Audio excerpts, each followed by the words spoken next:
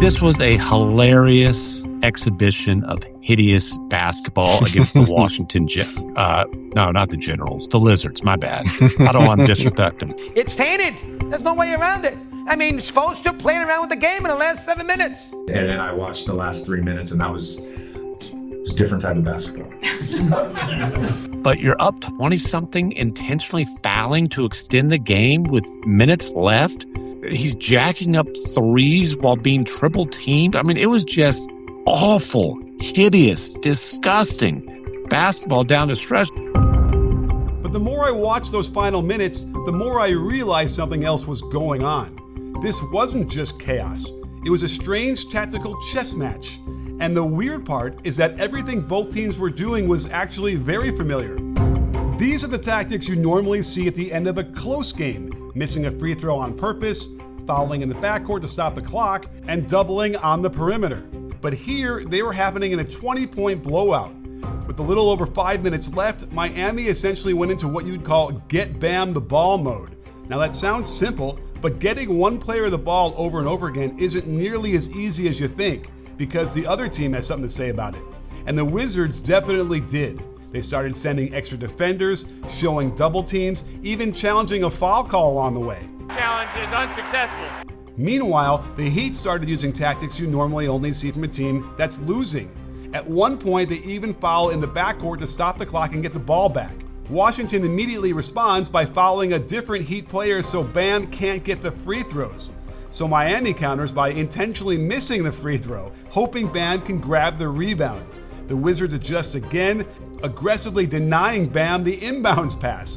That leads to a bad turnover when the Heat try to force the ball to him. And ironically, it's that scramble that finally breaks the defense. After the transition layup, Washington is out of position, Bam gets the ball in the lane, draws the foul, and that's how we got to 83. So yes, the final minutes look strange, but they weren't random. They were the result of two teams reacting to the same thing. One trying to make history happen, and the other trying to stop it. Now, here's the key part. A scoring night like this can only happen if you have a massive start. Without a huge first quarter, you simply run out of time before numbers like 70 or 80 are even possible. But before we go back there, it's worth a little context. Back in 2005, Kobe Bryant had 62 points after 3 quarters against Dallas, and the Lakers were blowing them out. Kobe chose to sit the entire fourth quarter. That team was thin, fighting just to stay in the playoff race, and the risk of injury simply wasn't worth chasing a bigger number. But in Kobe's 81-point game not long after, the score stayed close deep into the fourth quarter, so he had to keep playing. This situation was different. Miami had built a huge lead at 1.28 points, and the normal thing in basketball is that the team comes first. You don't start manipulating the game just to chase a number. In fact, there's even a moment late when Spoelstra wants the Heat to foul in the backcourt to get the ball back, and Bam actually waves them off. He didn't want that. But the opportunity was still there, and that opportunity only exists if you have the kind of start Bam had. Without a monster first quarter, you simply run out of time before numbers like 70 or 80 are even possible. And honestly, no one could have predicted that it would be Bam Adebayo of all people making a run at Kobe's scoring mark. But once it started, you actually could have gotten in on the action with Prize Picks. It's an app that lets you pick more or less on player projections, and the cool part is you can even get involved while the game is already underway. Here are my picks for tonight, and I've got a special Jalen Johnson money mouth face here. He just needs 1 point to hit. There's also the flex play, which gives you even more ways to win if not every pick hits. Follow me on the app so you can just copy my lineups, something you'll benefit from during basketball season. Best of all, download the Prize Picks app today and use code CLNS to get $50 in lineups after you play your first $5 lineup. That's code CLNS to get $50 in lineups after you play your first $5 lineup. Prize Picks, it's good to be right. All right, let's get back to the tape, because none of what we saw in the fourth quarter even matters unless Bam gets off to an incredible start. To even have a chance at 80 points, you need a massive quarter early in the game, and that's exactly what Bam had. Right from the opening possession, you can see something interesting. Bam isn't known as a dominant low-post scorer, but he goes right at Alex Sarr here, puts him in the weight room, and creates just enough space for the fadeaway.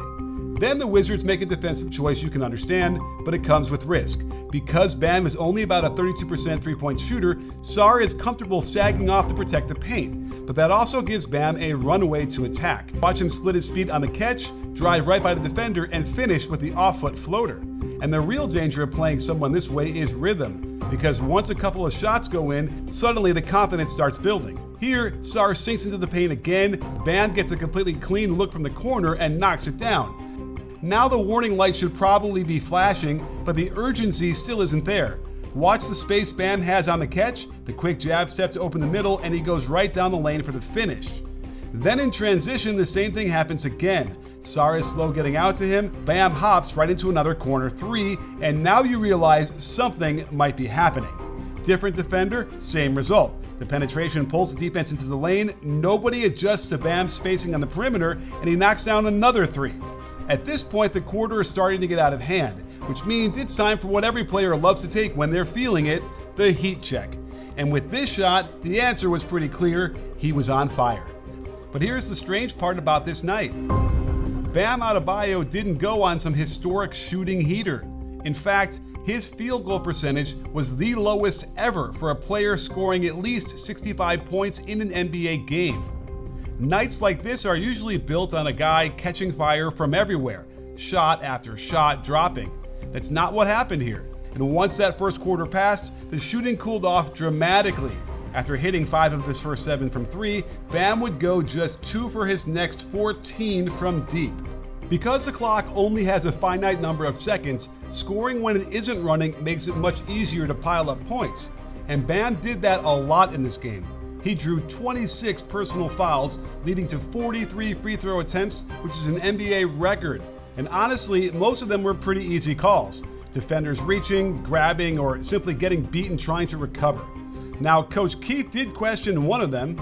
He still got some, free throws 40 feet from the rim. I can't explain some of those calls, but when you watch the replay, Bam's arms are clearly tied up along with body contact, so it's hard to argue with the whistle.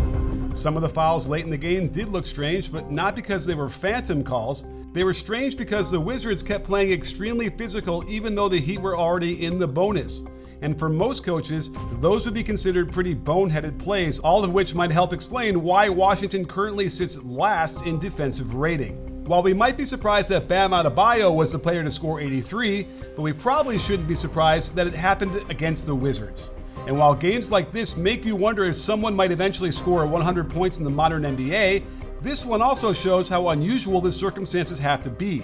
You need a massive early scoring quarter, you need the opportunity to stay on the floor, and in this case, you also needed more than 40 free throws to extend the game. That combination might be hard to replicate again anytime soon. And in the end, I didn't really have a problem with how it unfolded, because what we saw in those final minutes wasn't just stat padding, it was a fascinating coaching chess match that we almost never see in the NBA.